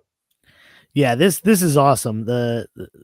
Just everything from that dinosaur. Everyone that knows Batman just knows that dinosaur, which I love it. Yeah, this is just one of the most iconic comics of the 90s. We got our logo, we got the background, we've got the cool lighting. I am honestly, I'm going to say something a little bit bold here. Go ahead. This reminds me of a Raising Elm picture. Oh, yep. That's very bold, actually. This is high quality. High compliments. Love it, Kaboom. Awesome. Well done there, Kaboom. Kaboom was one of our winners last year. By the way, we're going to have the yearly book giveaway. That's going to happen in March, during March Madness, which is in a few weeks away, actually, believe it or not, which is crazy. I want to say hello to Mr. Mike Hag 77. We got your submission as well, so stick around, like and subscribe if you have not done so already. Joseph, you're up first for your first fresh get of the week. All right. So, my first one isn't going to be a comic. Full disclosure, this is not a comic book. It's fair. But it is something that I received this past week. My birthday was earlier this week. 3 days ago, I turned the ripe old age of 35. Got to see Captain America. I just want to clarify something, that I was the first one in the day to wish you happy birthday. You weren't. No, you weren't. You didn't say happy birthday to me until the afternoon. I was disappointed. I was. Speaking of, Josh and Dan also had a birthday this week. So shout out to all the Canon crew other than Jeff. Jeff is the only one that does not have a early February birthday, but Josh and Dan, happy birthday. Theirs was the 11th. Anyway, mine was the 13th, and I got this gift from a friend of mine who knows my obsession with the television show Pretty Little Liars. Don't laugh at me, Jeff. I hear that. It's fine. I hear it. Okay. I'm off camera. I can do what I want. Yeah. So this is the pilot of Pretty Little Liars, the pilot episode, the script, and it's not actually signed. This was like an Etsy purchase, but someone did get this signed at some point by all of the actors, the main cast of Pretty Little Liars. And this is a photocopied version, so these aren't live signatures, but pretty cool that they had. Like, my friend said it was $10 on Etsy, and like I said, I'm obsessed with this show. It is just unlimited rewatchability. It's just the most unhinged show ever. For those of you who haven't watched Pretty Little Liars, if you're into absolutely unhinged crime dramas, it's good. The first season's good. Yeah. The first 2 seasons are really good. The third season gets a little wonky, but there's some good episodes, and then it goes completely off the trains, starting with season 5, 6, and 7.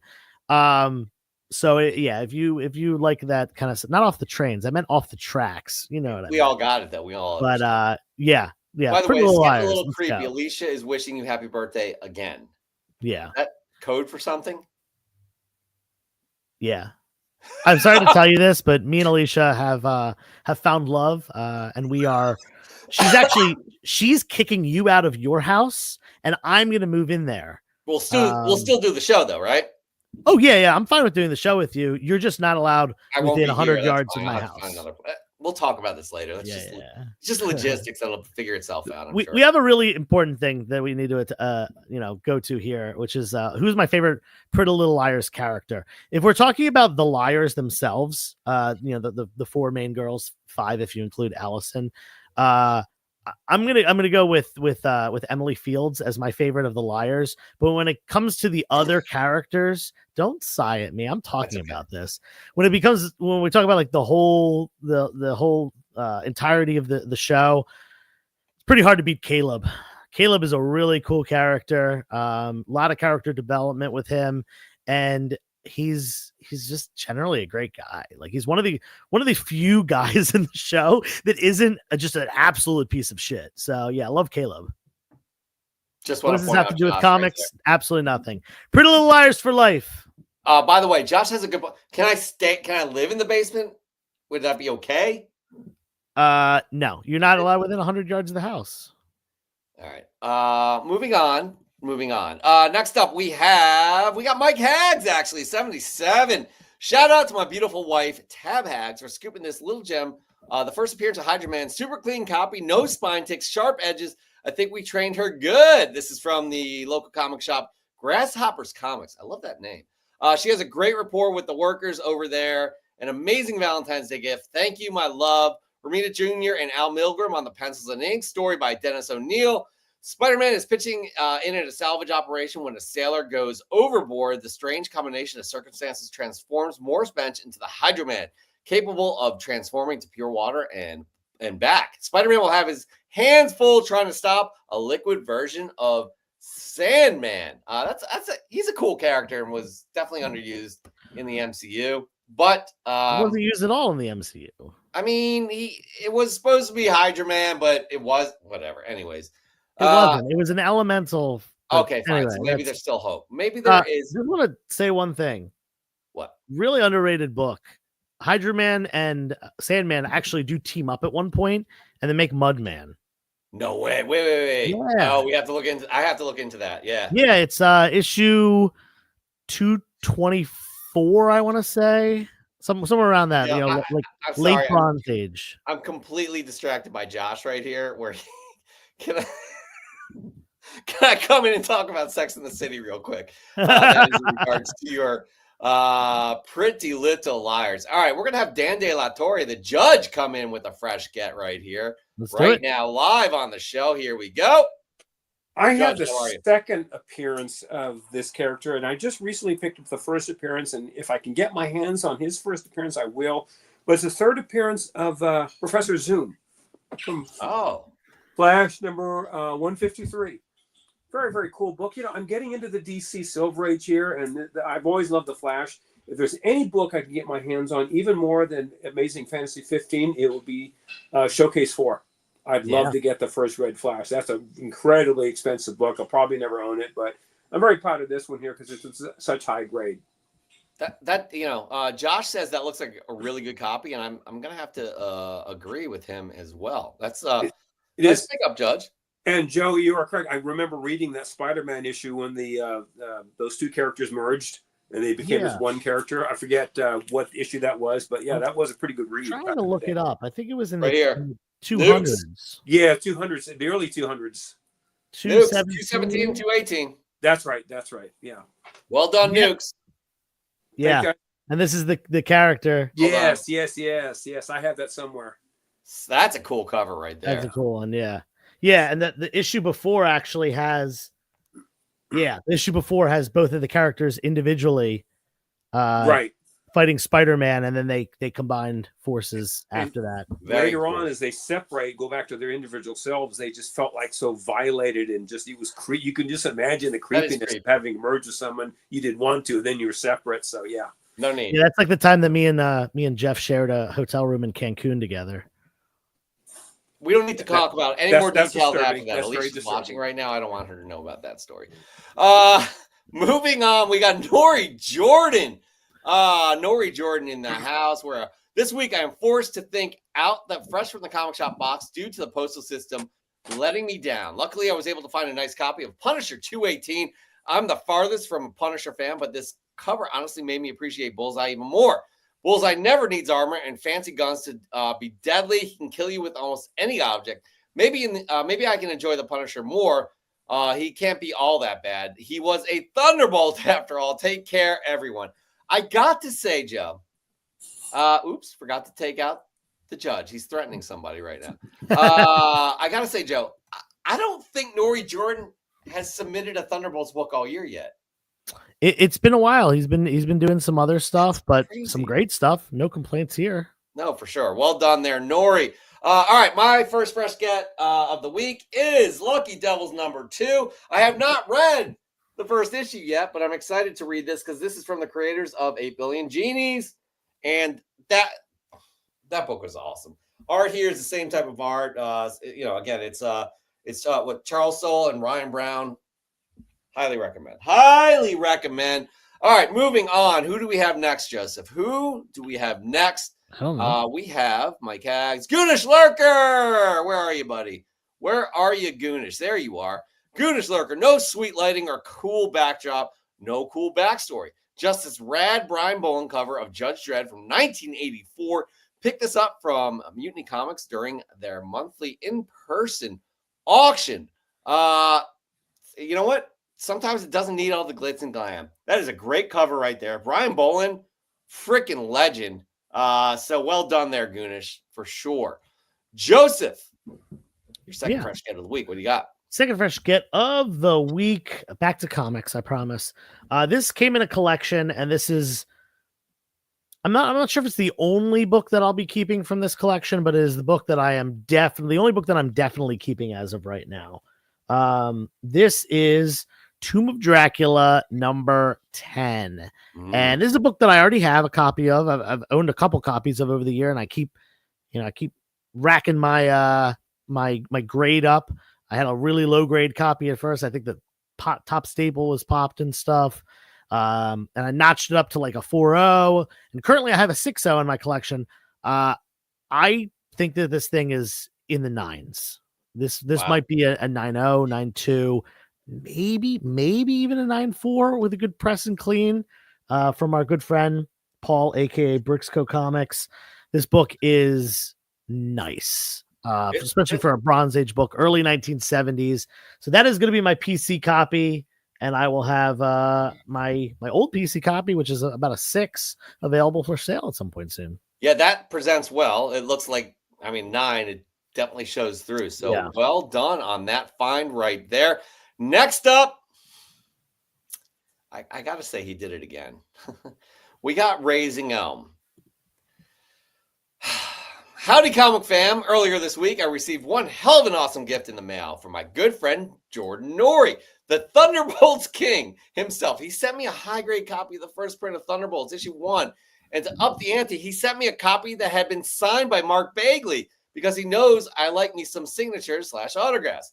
Because of Jordan, I now have my very first Thunderbolts in my PC. An amazing gesture like this is deserving of being with the heroes on the Wheatie box with the little kitty toy.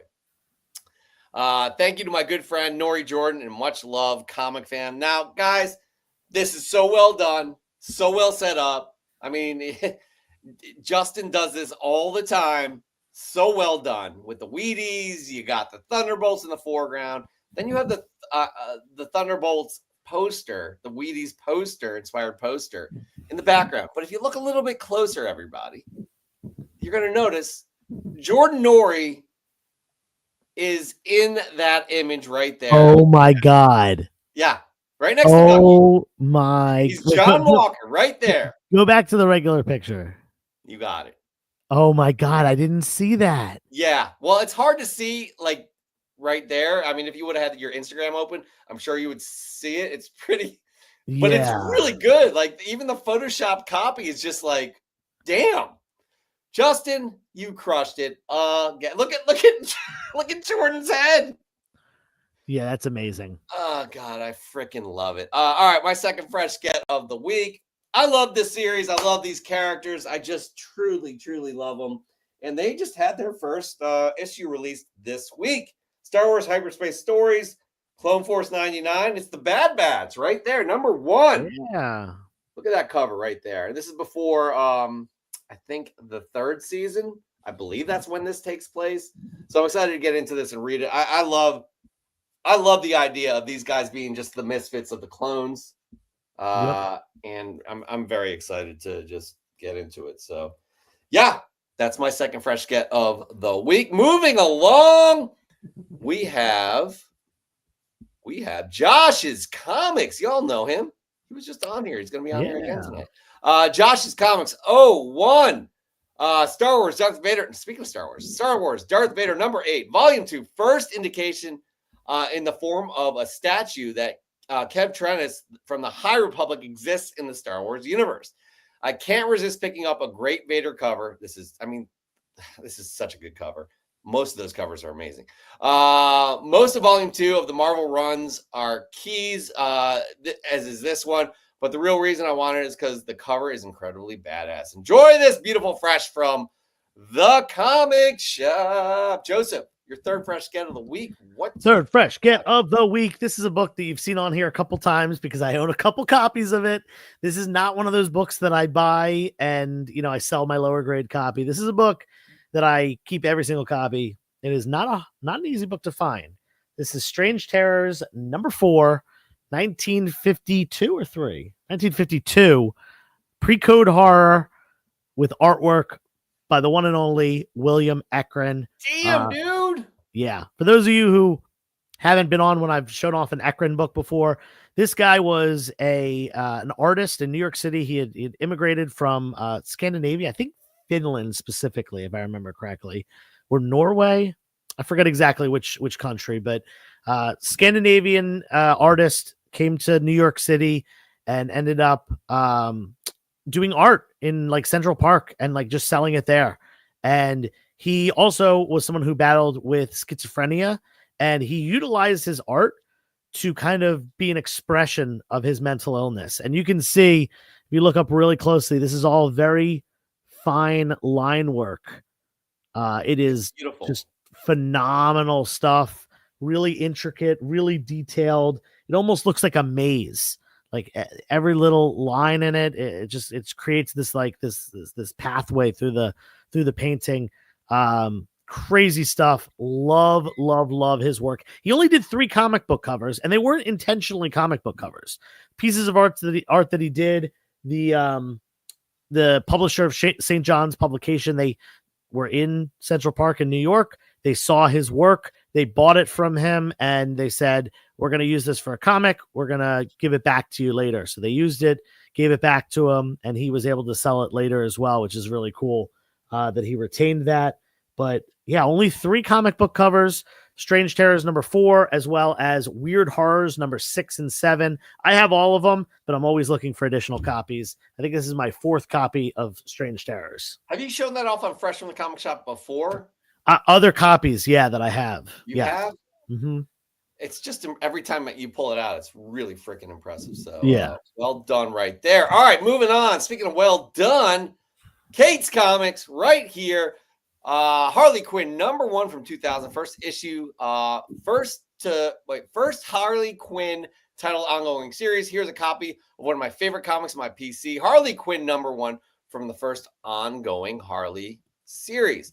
This is a great start to the first volume. Harley begins by breaking the Joker out of prison, only to have him attempt to kill her after annoying him. Luckily, this issue also shows the strength in her growing relationship with Poison Ivy, who swaps places with Harley to save her. The issue ends with Harley breaking up with the Joker and starting out on her own. Love that for her. Establishing the Quinnettes, her gang of henchmen. A few issues later, Harley is no second banana.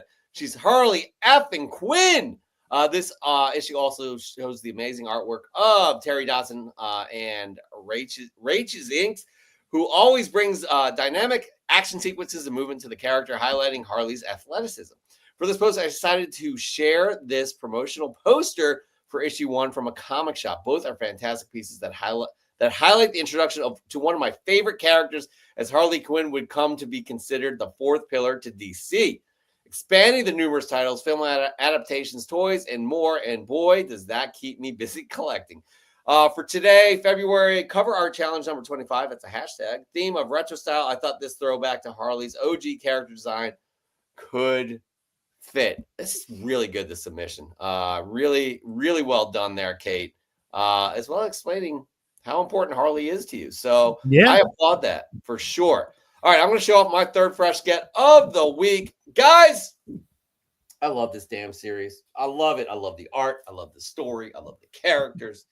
And Nukes and everybody else probably is like, what is it? It's Energon, right? Right, Joe? Judging by what you're saying, it's probably not, but it usually is. It's Geiger. So this is issue number 10. This is the 2nd print, but first cover appearance of somebody who I think is going to be an important character moving forward. It's the Glowing Women. Ash Arden is her name. And Gary Frank. Yeah, Gary Frank. Gary Frank is absolutely incredible. I love Gary Frank's artwork. The first time I was introduced to Gary Frank was during his Superman series in like before 2010, I'd say. And I just have loved his work ever since. So very happy to have this in my collection. Again, 2nd print, issue number 10. I think it's a cameo appearance. Yeah, it's technically a cameo appearance of Ash Arden as the Glowing Woman. All right, we have one more submission left here, and then we have choices to make. We got this is very cool. I'm glad Dan is here today to be a part of it. We'll bring the judge in a little bit later. He'll be able to comment on it, but let's do it. Fresh from the comic shop courtroom. Fresh from the comic courtroom. Iron Man 170 and a CGC 9.4. Live and direct from the Honorable Dan De La Torre's chambers. What an honor to have been selected by the judge himself to receive this piece of not only comic book history, but to have it connected directly to Comic Book Canon, YouTube's most popular show, watched by millions every week. Thank you for including that, Nukes.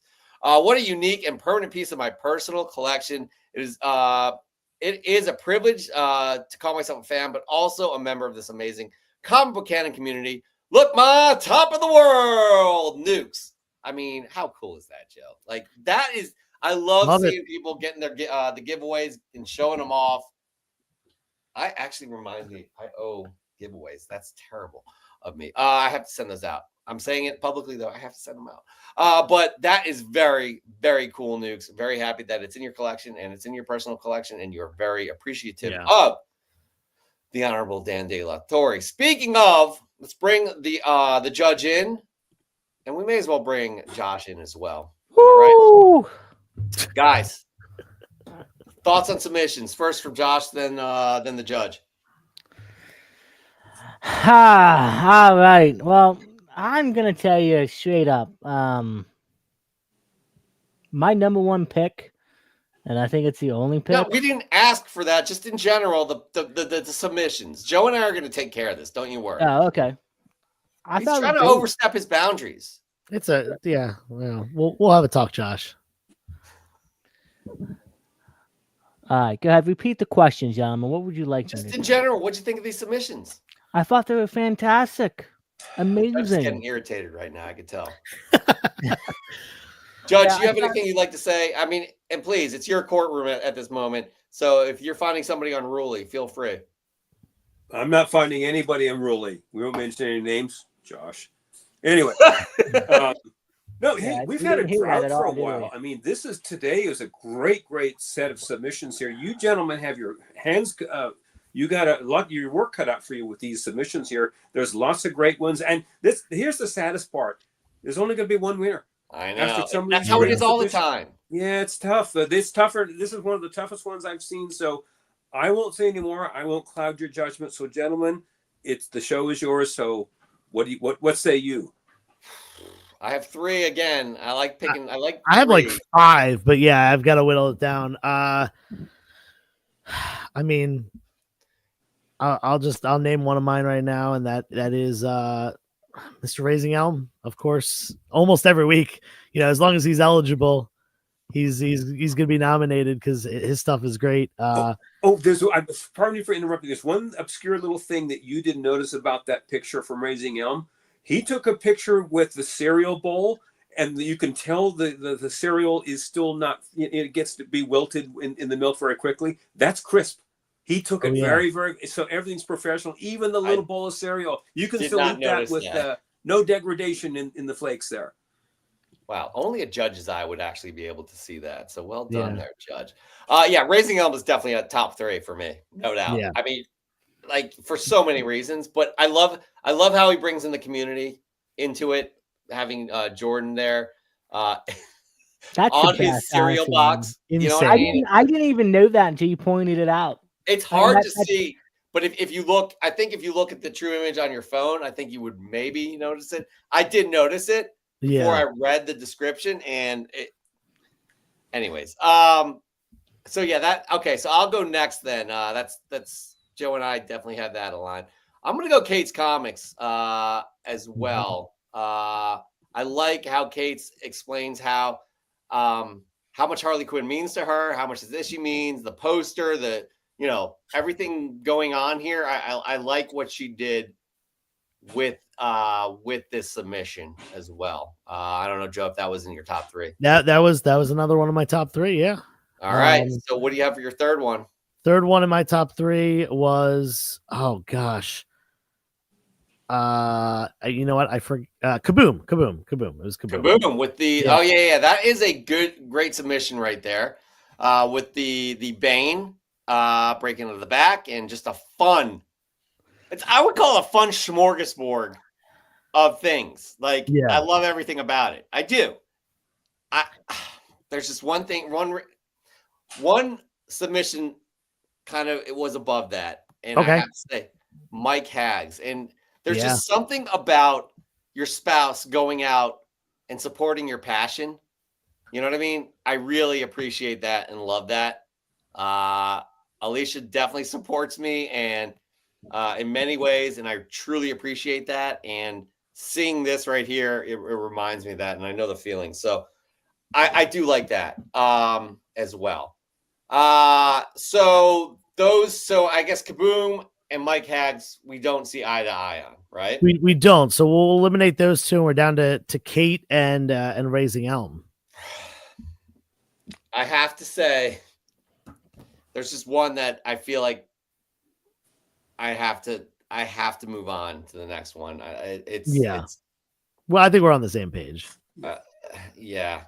It's got to be Raising Elm. It's Raising Elm. Yeah. So It's so good. I mean, it not only is this really cool because the Thunderbolts comic is there, the Thunderbolts cereal box is there, just the cereal setup. This looks like this just could be a shot from a sitcom, like at the kitchen table, or just like someone sitting at home.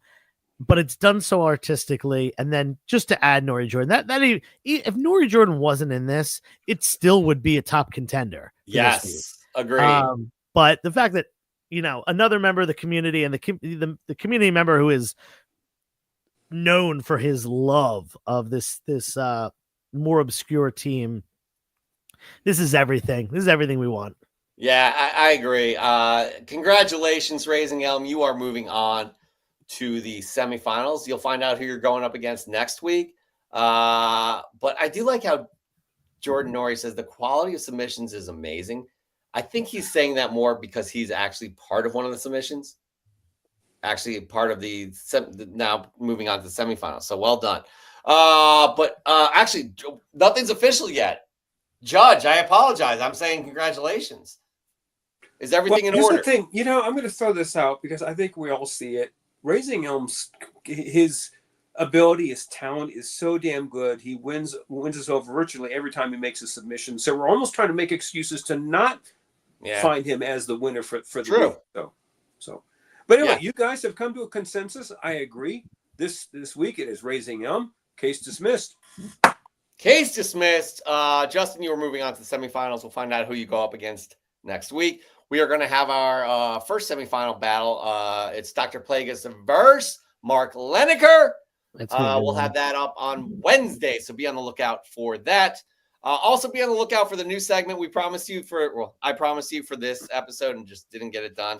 We'll have that on Tuesday, okay? I'll get it done on Tuesday. So be on the lookout for a new segment on Tuesday on the YouTubes, on the Instagrams, and on the TikToks and other places. So, man, I'm so energized by this show. I love it every Sunday, and I'm very happy to be here with you all. Yeah, great show as always. Obviously, man, we had off last week, and I miss the show when we have off. I know, like this felt so good to sit back down. It's only been 2 weeks since our last show. We only missed 1 week with the Super Bowl. Feels like forever, doesn't it? I know it feels like it was such a long time, and it's so good to sit back down. Pump out the news, get into the other segments, and of course wrap it up with Fresh from the Comic Shop. And it feels even better knowing that a week ago today we were watching our own Philadelphia Eagles win the Super Bowl, dominating, beating the Kansas City Chiefs with a crowbar. Yeah, again, I never thought 7 years ago I never thought I'd see an Eagles Super Bowl win in my lifetime. We got 2 now. It's like crazy. Yeah. We're going to move on from this talk, though. Josh, please send us off on our way with some nice closing thoughts. I just got to say, man, like these gentlemen just said, I missed last week. It always hurts when we take a week off. But, the Eagles won out. They, they beat the I don't know if I can say that word, but they beat down the worst words on this show. I mean, they're just like pounding away at him. There's blood. It's kind of like, imagine Homelander squeezing somebody's brain to mush. He's going a little too far right now. But I'm glad we're back, and great submissions tonight. Everybody's stepping it up, man. I don't care who's getting in. Everybody is stepping it up. Keep them coming. Even if you guys win, just keep them coming. Like, it's going to be fun. And I'm going to go head-to-head with Joe and Jeff, I think. And we're going to see who's the better 3. Maybe even get Dan. Why don't we just do the whole Cannon Grill? All right, Dan, you in? I'm in. All right, so we're going to get the submissions in this week. I'm like, now it's like, damn. I'm going to do something crazy. Your Honor, any closing parting words? First of all, I was worried about Jeff last week. I kept texting friends in our chat here. Are you okay? Does anyone know CPR? I can see Jeff on the floor, like passed out. I didn't go on Instagram like at all during any of the games. So I saw a whole thread that was like a ton of people saying some stuff. I couldn't. I was just Well, as a long-suffering Philadelphia fan, I could relate as a Cub fan. When the Cubs won 2016, my life changed. So it's it's different now. You get it. You absolutely get it. It's absolutely crazy. But now that, anyways, just a quick shout out. I dropped a link. I dropped another video on my Dan Delatorre 1870 YouTube channel. It's about Fantastic Four. So I'll drop another one. I have all my Fantastic Four books out here. I've got piles and piles of them. So there'll be a second submission. I would have done it this weekend, but I was too sick to do it. I'll be on the hunt next Saturday. Hey, by the way, I have an advantage over you guys for doing this because we do this all the time, showing books and having the chat vote for it. And then Spine Ticks at 8 o'clock right afterwards on Saturday, 8 o'clock Pacific. And I'll be right back here with you gentlemen and Josh next Sunday. That's right. Every Sunday, 8 p.m. Eastern Time, 5 p.m. Pacific, unless there's a Super Bowl and the Eagles happen to be in it, and then they win it. Again, you guys are, I'll say it again, you're the fuel that powers this machine that is Comic Book Canon. We are very appreciative of you. We love what we do here. We love continuing to grow. So, again, like, subscribe if you haven't, tell a friend, what have you. Otherwise, please be good to yourself, be good to others. We'll see you next week. And peace.